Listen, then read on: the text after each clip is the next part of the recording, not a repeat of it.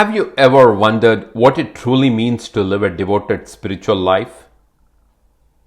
Not just through rituals or occasional prayers, but as a complete way of being.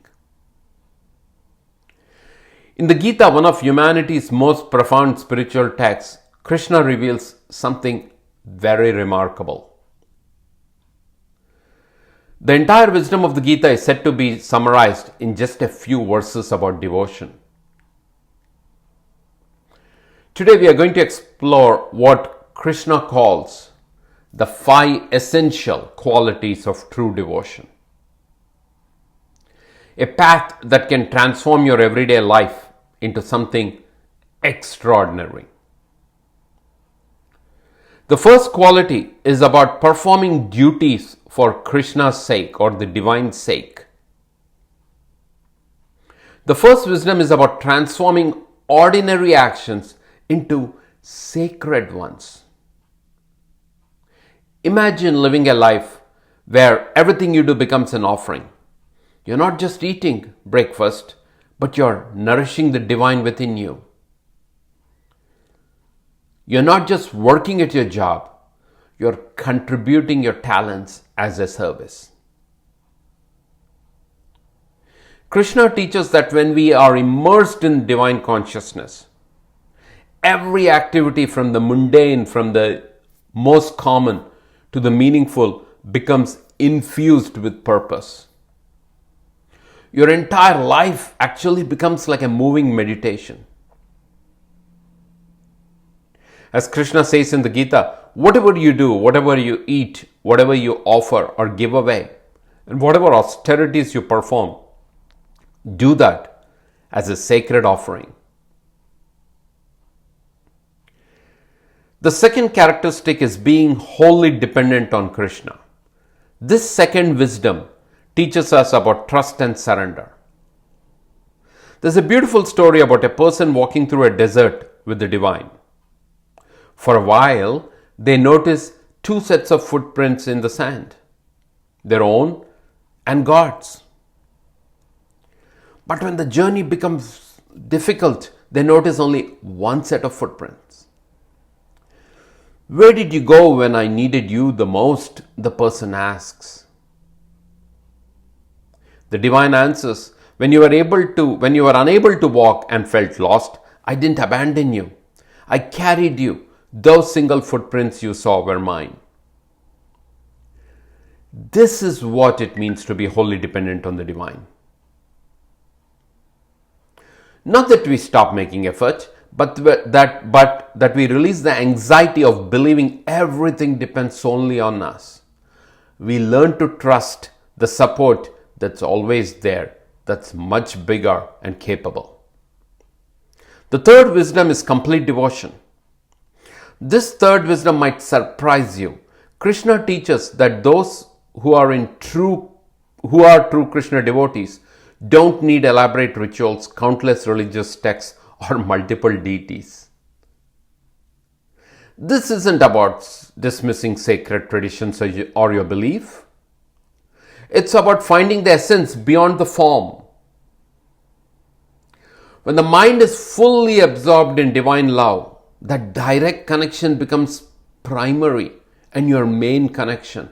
Everything else becomes secondary that you can ignore. True devotion isn't about quantity, about how many prayers you say or how many books you read. It's about quality, the depth of your connection.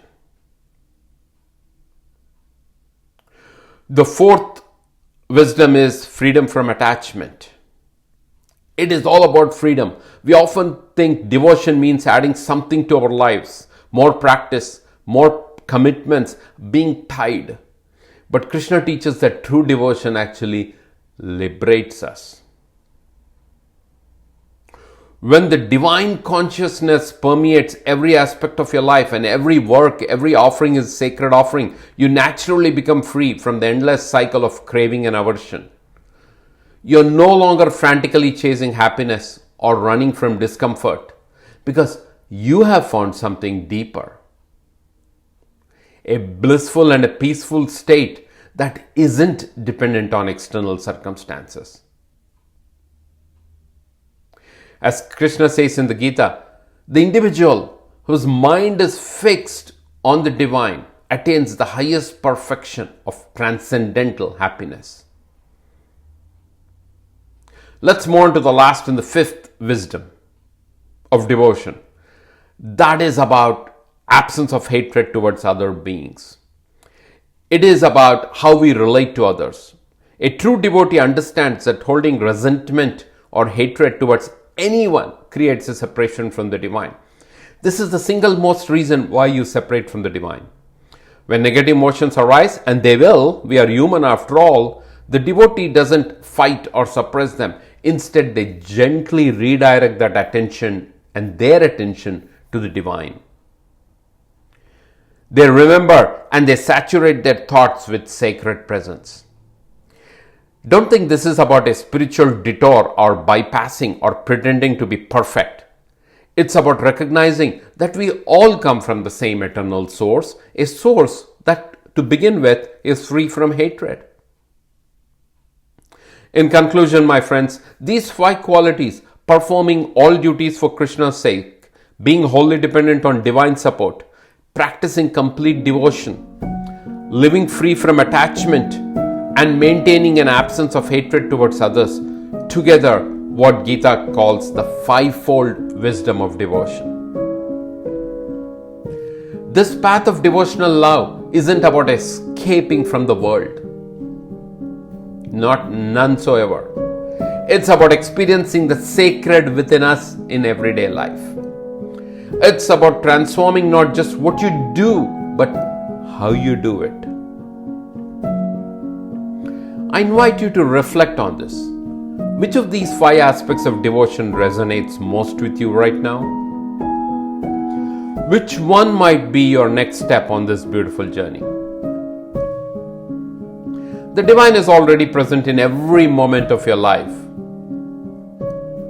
Devotion is simply the practice of remembering it and practicing.